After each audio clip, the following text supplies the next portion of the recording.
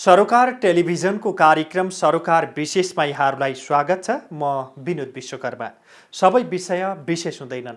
सामाजिक, राजनीतिक, आर्थिक र समग्र मानव जातिको हितको निम्ति गरिने हरेक विषय विशेष हुन्छन्। समाजको हितमा गरिने हरेक कार्यको सम्मान गर्दै समाजको हित विपरीतका कार्यको भण्डाफोर गर्ने विषयवस्तु सरोकार विशेषको प्राथमिकतामा पर्ने गरेका छन्। दर्शकहरू, आजको सरोकार विशेषमा नेकपा एमालेको विधान महाधिवेशन बारे चर्चा गर्नेछौँ।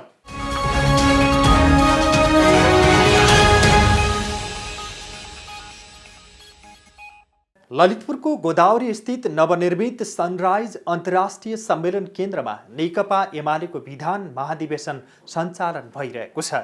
विधान महाधिवेशन ठूलो चुनावी सभा जस्तो मात्रै होइन, 6000 भन्दा धेरै प्रतिनिधिहरूको सहभागिता पनि रहेको छ।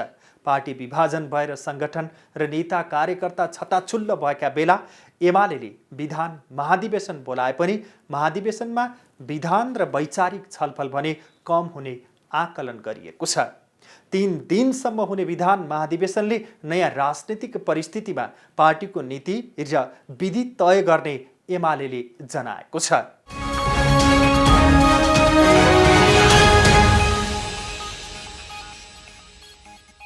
शुक्रबारदेखि ललितपुरको गोदावरीमा रहेको सनराइज सम्मेलन केन्द्रमा नेकपा एमालेको विधान राष्ट्रिय महाधिवेशन सञ्चालन भइरहेको छ।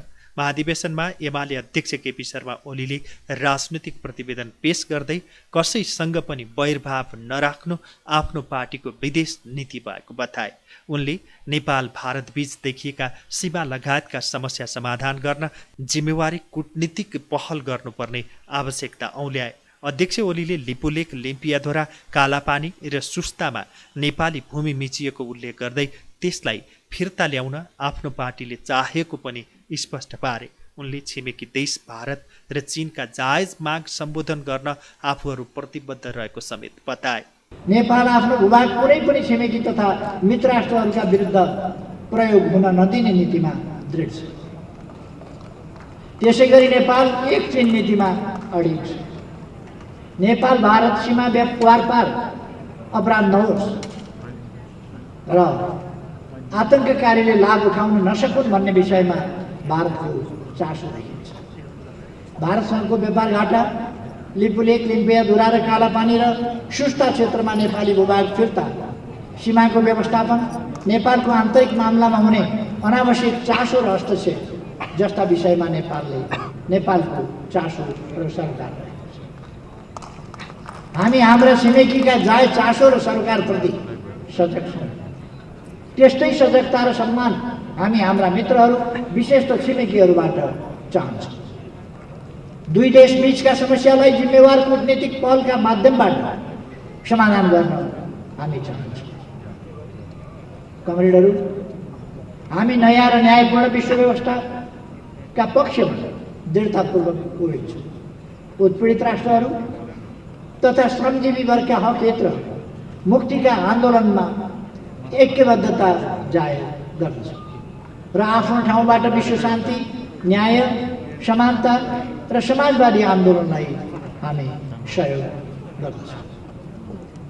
हाम्रो विदेश नीतिको सारमा राष्ट्रिय हितको रक्षा र सम्वर्धन गर्दै सबैसँग मित्रता कायम गर्नु र कसैसँग पनि वैरभाव नराख्नु, विश्वका सबै देशसँग सार्वभौम समानता, अहस्तक्षेप, पारस्परिक सहयोग तथा सम्मानमा आधारित सम्बन्ध विकास गर्नु, नेपालको छविलाई शान्तिको पक्षधर, लोकतान्त्रिक र प्रगतिशील राष्ट्रको रूपमा विश्व सामु स्थापित गर्नु, चिनिया विशेषता सहितको समाजवाद निर्माणमा चीनले हासिल गरेको प्रगति अभूतपूर्व रहेको छ। सन् 2020मा चीनले आफ्ना सबै नागरिक गरिबीबाट मुक्त भएको घोषणा गरेको छ। 40 वर्षको अवधिमा 80 करोड भन्दा बढी नागरिकलाई गरिबीबाट मुक्त गर्न सफल चीन विश्वमै उदाहरणीय बनेको छ। चीनले औसत रूपमा समृद्ध समाजवादी राष्ट्र बन्ने पहिलो शताब्दी लक्ष्य हासिल गरेको छ। यस सफलताका लागि चिनिया कम्युनिस्ट पार्टी र चिनिया जनता बधाईका हकदार छन्। अफगानिस्तानबाट अमेरिका र नेटो गठबन्धनका सैनिकहरू 20 वर्षपछि पछाडि हटेका छन्। यसले स्पष्ट पारेको छ जुनसुकै बहानामा गरिए पनि बाह्य हस्तक्षेप र आक्रमण गलत हो। देशको असफलता अनिवार्य छ।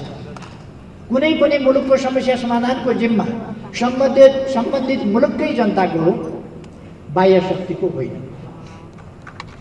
अफगानिस्तान घटनाका बाँचिका दक्षिण एसियामा पर्न सक्ने र अफगानिस्तानलाई लिएर भू राजनीतिक तनाव सिर्जना हुन सक्ने सम्भावनालाई पनि ध्यानमा राख्दै नेपाल स्पष्ट रूपमा अहस्तक्षेप, लोकतन्त्र, खुल्लापन र क्षेत्रीय शान्तिका पक्षमा दृढतापूर्वक उभिनु पर्दछ। चीन भारतको सम्बन्धको प्रभाव नेपाल लगायत दक्षिण एसिया र समग्र विश्वमै गहिरो गरी पर्दछ। हामी चीन र भारत बीचको सीमा समस्या लगायतका मतभिन्नताहरू चाँडै समाधान हुन् र दुई देशबीच सार्थक साझेदारी विकास होस् भन्ने चाहन्छौँ। यसले विकास र सहयोगको त्रिदेशीय सहकार्यको सम्भावना पनि बढ्नेछ। अध्यक्ष ओलीले नेकपा एमालेलाई विभाजन गराउने मुख्य योजनाकार माधव कुमार नेपाल भएको आरोप समेत लगाए। पार्टी विभाजन गर्ने माधव नेपालको योजनामा साथ नदिएर पार्टी एकताको पक्षमा उभिएको भन्दै उपाध्यक्ष भीम रावल सहितका नेताहरूले स्वागतयोग्य काम गरेको समेत उनले टिप्पणी गरे। कम्युनिस्ट पार्टीका नाममा केही व्यक्तिहरूले आन्दोलनलाई नै बदनाम गर्ने काम गरेका छन्। नेकपा एमालेबाट केही व्यक्तिहरू बाहिरिएका छन्। उनीहरूले संगठनात्मक अराजकता, पदलोलुपता र फुटलाई प्रश्रय दिइरहेका छन्। हाम्रो पार्टी प्रतिपक्ष भूमिकामा फेरिएको छ। पार्टीका विरुद्ध घेराबन्दी र आक्रमणका नयाँ श्रृङ्खलाहरू सुरु भएका छन्। संविधान, लोकतन्त्र, स्थिरता र एकता समृद्धिको अभियान एवं राष्ट्रिय हितमाथि आक्रमण बढेको छ र मुलुकको भविष्य जोखिममा परेको छ। हाम्रा सामु दक्षिणपन्थी अवसरवाद र संगठनात्मक अराजकतालाई परास्त गर्दै नेपाली कम्युनिस्ट आन्दोलनलाई सही दिशामा अघि बढाउने दायित्व छ। जनताको बहुदलीय जनवादको मार्गदर्शनमा समाजवादका आधार निर्माण गर्ने अभिभारा छ। अभिभाराहरू पूरा गर्ने हाम्रो यात्रामा खडा भएका माथि उल्लेखित चुनौतीहरूको सामना गर्नु र तिनलाई पराजित गर्नु पर्नेछ। महाधिवेशनमा प्रस्तुत राजनीतिक प्रतिवेदनमा मैले 9 महाधिवेशनका निष्कर्षको चर्चा गरेको छु। पार्टी एकीकरण, पार्टीको आन्तरिक जीवनमा देखा परेको प्रवृत्ति तथा समस्याहरूलाई उल्लेख गरेको छु। यस अवधिमा सम्पादित कामको संक्षिप्त समीक्षासहित वर्तमान राष्ट्रिय भू राजनीतिक परिस्थितिका मुख्य प्रवृत्तिको विश्लेषण गरेको छु। पार्टीका सिद्धान्त, नीति र कार्यक्रमको अध्यावधिक पुनरावलोकन, परिवर्तित सन्दर्भमा पार्टी निर्माण तथा हाम्रा आगामी कार्यभार जस्ता विषयमा केही प्रस्तावहरू प्रस्तुत गरेको छु। कमरेडहरू, 2071 साउन 1 गते मेरो नेतृत्वमा 161 सदस्यीय केन्द्रीय कमिटी निर्वाचित भएसँगै नेकपा एमालेको 9 राष्ट्रिय महाधिवेशन सम्पन्न भएको थियो। राजनीतिक प्रतिवेदन, संगठनात्मक प्रस्ताव र विधान सर्वसम्मतिमै पारित भए पनि केन्द्रीय नेतृत्वको निर्वाचन भने निकै जटिल बन्न पुग्यो, जसका कारण एक साताका लागि तय गरिएको महाधिवेशन झन्डै 2 हप्तासम्म लम्बिएको थियो। महाधिवेशन पार्टीभित्र कुनै नीतिगत मतभिन्नता भएमा त्यसको समाधान गर्ने थलो हो र हुनुपर्छ। पारित नीतिको मार्गदर्शन र निर्वाचित नेतृत्वको अगुवाईमा पार्टीमा उन्नत स्तरको एकता र ऊर्जा निर्माण गर्ने पार्टीको सर्वोच्च निकाय। तर 9 राष्ट्रिय महाधिवेशनमा नेतृत्व चयनको क्रममा सिर्जित अस्वस्थता र कटुताका असर महाधिवेशन पछि पनि समाप्त हुन सकेन।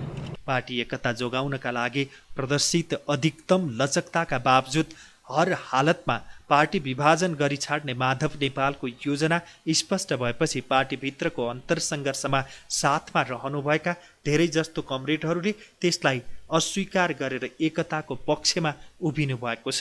यो स्वागतयोग्य निर्णय हो, ओलीले भने। बाह्य शक्तिको इसारामा प्रधानमन्त्रीलाई एउटा बजेटसम्म प्रस्तुत गर्न नदिई विस्थापित गर्ने योजनामा पुष्पकमल दाहाल, माधव नेपाल लगायत तीनै पात्रहरू क्रियाशील थिए, जसले 74 पछि मेरो नेतृत्वको सरकारलाई असफल बनाउन उसै गरी घेराउ, मोर्चाबन्दी र षड्यन्त्र गरे। आफैले प्रस्ताव गरेको आफ्नो पार्टी सम्मिलित नाकाबन्दीको सामना एवं पारवन सन्धि जस्ता दूरगामी उपलब्धि हासिल गरेको सरकारलाई ढाल्न प्रचण्डद्वारा प्रधानमन्त्री विरुद्ध अविश्वासको प्रस्ताव पेश गरियो। यो षड्यन्त्र पुष्पकमल दाहाल, प्रचण्ड लगायत नेताहरू मित्र नीत, अवसरवाद, विभाजन र बाह्य शक्तिको सेवा गर्ने चरित्रको भत्ता दृश्य थियो। जनताको व्यापक समर्थन रहँदै पनि संसदभित्रको प्रतिकूल अङ्कगणितका कारण 73 साउन 9 गते मेरो राजीनामासँगै उक्त सरकार बहिर्गमित भयो। पुष्पकमल दाहाल, प्रचण्डको नेतृत्वमा काङ्ग्रेसको निर्णायक भूमिका रहेको सरकार बन्यो।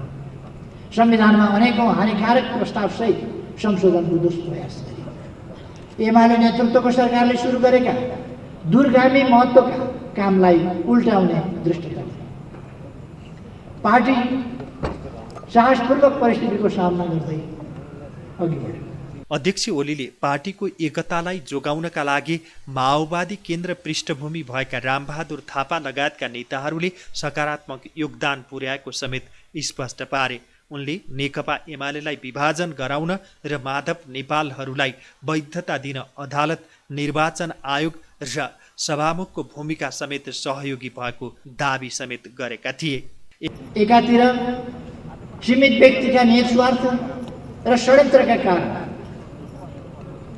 एकीकरण निष्कर्षमा नपुग्नु र अर्कातिर सर्वोच्च अदालतको 2077 साल फागुन 23 गतेको फैसलाले दुवै पार्टीलाई एकीकरण पूर्वको अवस्थामा फर्काएपछि आज हामी नेकपा एमालेका रूपमा क्रियाशील रहेका छौँ। तर यो नेकपा एमाले राजनीतिक रूपमा एकीकरण र नेकपाको निरन्तरता सहितकै तथा त्यसकै सकारात्मक विरासत बोकेको पार्टी हो। यो एमाले एकीकृत पार्टी हो। तसर्थ यो महाधिवेशन एकीकृत पार्टीको प्रथम विधान महाधिवेशन पनि हो।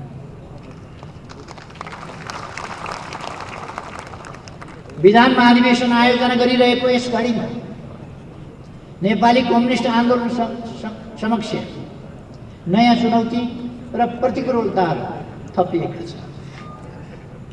विशाल सम्भावना सहित भएको पार्टी एकीकरण भङ्ग भएको छ। कम्युनिस्ट पार्टीका नाममा केही व्यक्तिहरूले आन्दोलनलाई नै बदनाम गर्ने काम गरेका छन्।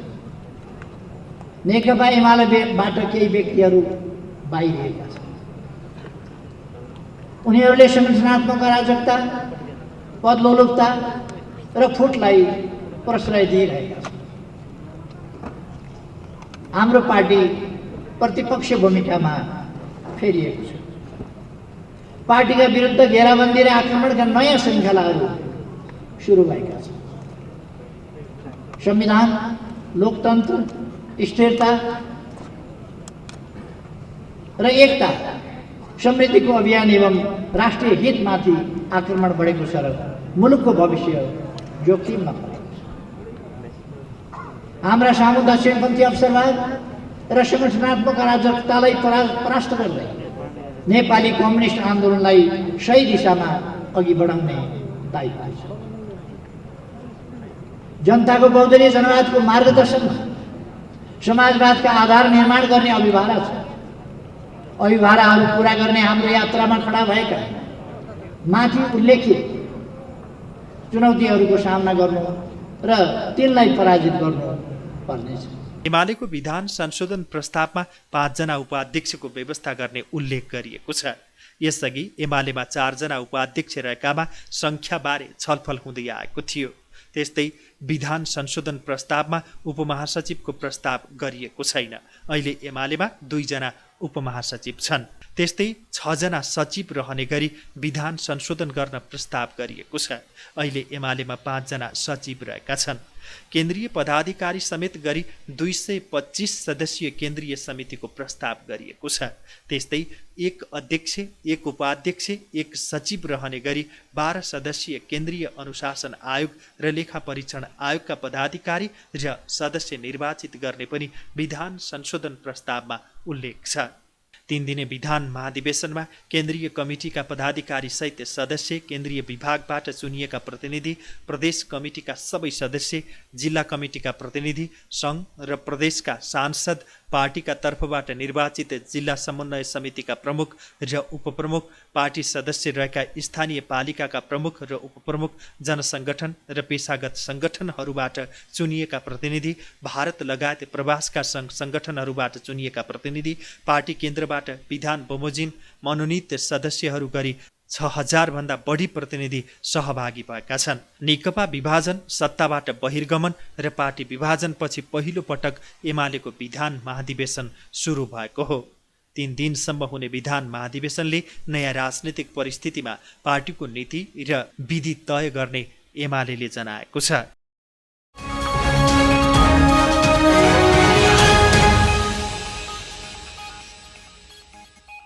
दर्शकहरू, आज हामीले सरोकार विशेषमा नेकपा एमालेको विधान महाधिवेशनबारे तयार पारिएको सरोकार विशेष प्रस्तुत गर्यौं।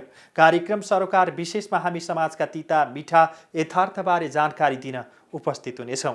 आजलाई कार्यक्रम सरोकार विशेष यति नै। सम्पूर्ण युनिटलाई बिदा दिनुस्। हेर्दै गर्नुहोला सरोकार टेलिभिजन। नमस्कार।